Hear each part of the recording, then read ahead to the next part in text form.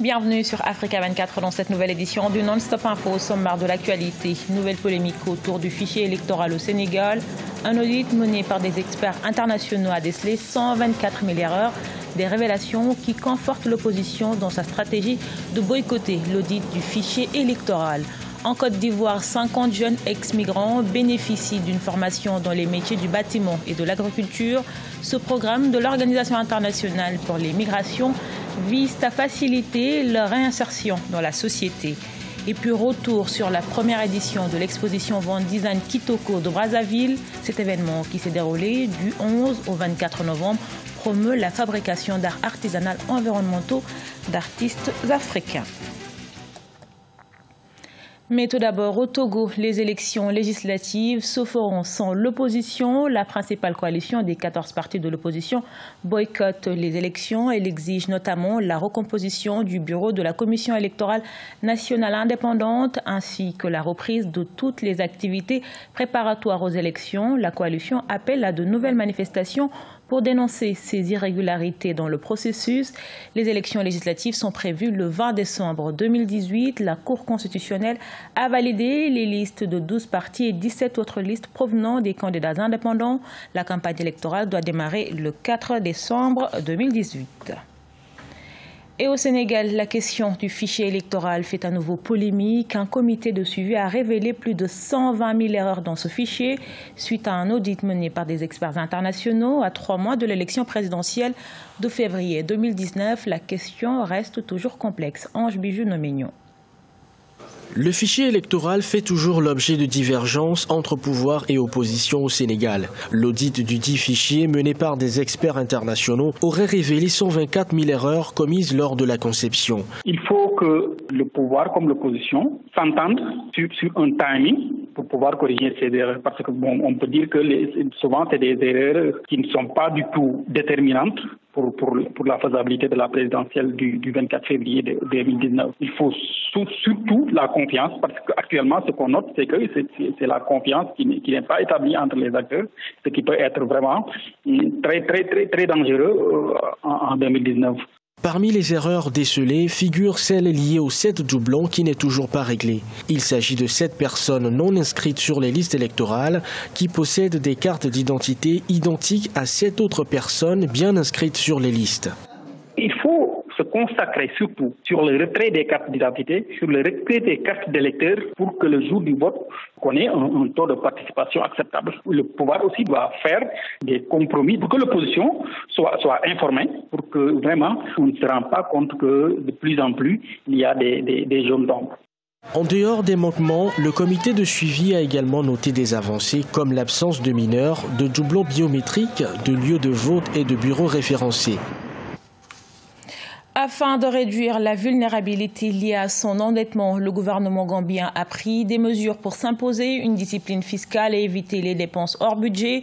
Le but de cette initiative est de réduire une dette publique cumulée à 123% du PIB du pays selon la Banque mondiale. Ainsi, certaines ambassades et missions diplomatiques de la Gambie à l'étranger vont fermer d'ici fin 2018.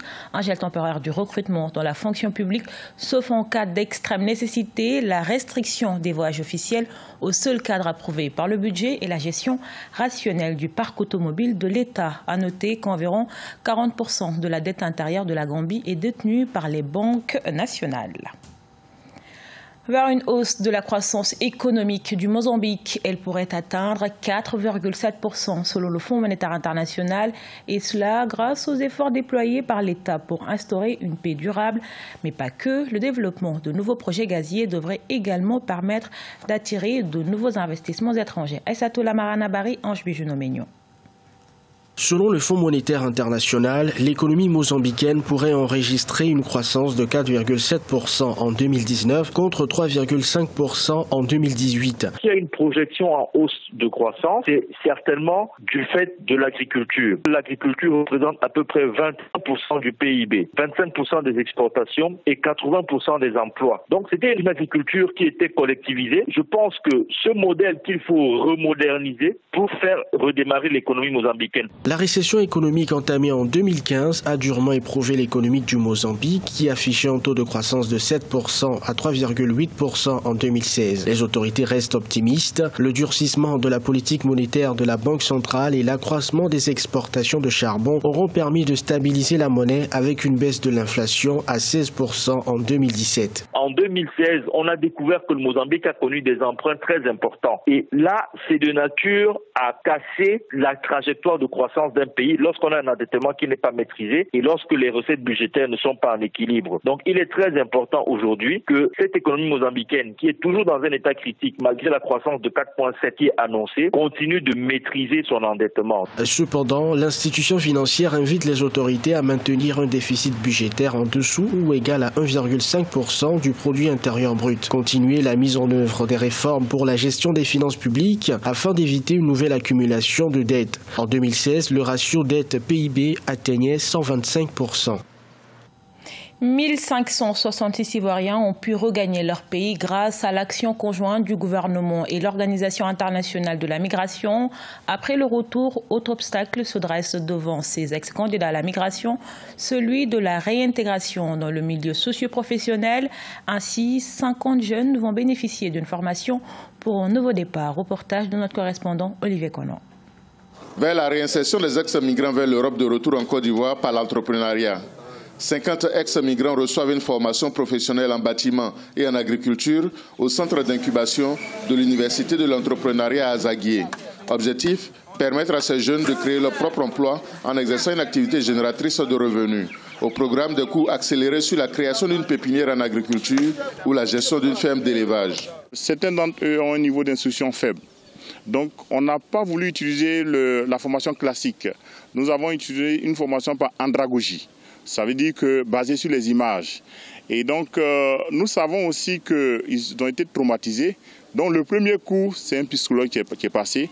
Et puis, il y a un autre cours sur la vie associative. Et il y a un cours sur l'entrepreneuriat, le management. Et il y a des spécialistes dans le domaine du bâtiment, de l'agriculture qui interviennent aussi. Les ex-migrants de retour en Côte d'Ivoire ont pris conscience qu'avec une bonne formation dans un secteur d'activité qu'ils ont eux-mêmes choisi, il est possible de se réaliser sur place. On va se réinsérer pour pouvoir d'abord être indépendants nous-mêmes et puis aussi par ça inviter nos camarades qui veulent forcément aller à l'extérieur, que c'est pas là-bas que se trouve l'Eldorado. Étant donné qu'en Europe, les plus grands recharges sont des agriculteurs en quelque sorte. Mais pourquoi ne pas exercer ce métier et donner de la valeur aussi à mon pays? Le programme de réintégration des migrants de retour en Côte d'Ivoire est financé par le Fonds fiduciaire d'urgence de l'Union européenne à hauteur de 1,7 milliard de francs CFA sur 3 ans. Ils sont venus de tout le continent. Plusieurs designers ont exposé leurs œuvres d'art à l'exposition Vente Design Kitoko. C'était du 13 au 24 novembre 2018 à Brazzaville, la capitale congolaise. L'événement a permis au public de découvrir des œuvres d'art environnemental dont certaines sont le résultat du recyclage d'objets plastiques. Reportage de notre correspondant Deva Panzo. Un céramiste contemporain de la République du Congo, un peintre de la RDC, une décoratrice et un sculpteur du Cameroun, un tisserand du Mali, ainsi que les élèves de l'école spéciale de Brazzaville ont animé par leurs œuvres d'art l'exposition Design Kitoko du 13 au 24 novembre 2018. Les œuvres exposées visaient à interpeller les populations sur la lutte contre la pollution de l'environnement. Je fabrique des objets de décoration. Et c'est ce que je suis venue exposer aujourd'hui. La particularité, je fabrique des poufs avec des bouteilles recyclées. Je les mets en exergue de manière à ce qu'ils ressemblent à ce pouf que vous voyez là. J'ai les services AT, j'ai des masques, j'ai des pots. La céramique au Congo, ça abonde. Autour de Brazzaville, il y en a trop. Et dans tous les départements, nous avons des gisements d'argile qu'on peut exploiter rationnellement. Les organisateurs de l'exposition Vente Design Kitoko ont voulu montrer le savoir-faire des artistes africains dans le but d'inciter le public à consommer local tout en participant à la protection de l'environnement. Nous avons beaucoup d'œuvres qui peuvent et qui doivent être consommées locales parce qu'elles sont durables, elles sont très très belles, bien soignées. Et justement, c'était l'intérêt principal de cette exposition Vente. L'exposition Design Kitoko a été organisée en collaboration avec l'association Brazart. Les organisateurs ambitionnent de présenter ces œuvres à la prochaine exposition d'œuvres d'art d'Hanovre en Allemagne afin de mieux faire connaître le savoir-faire des artistes congolais et africains au-delà du continent. Ce journal a été réalisé par l'ensemble de la rédaction. Merci pour votre fidélité. Retrouvez dans un instant une nouvelle édition de l'actualité sur Africa 24.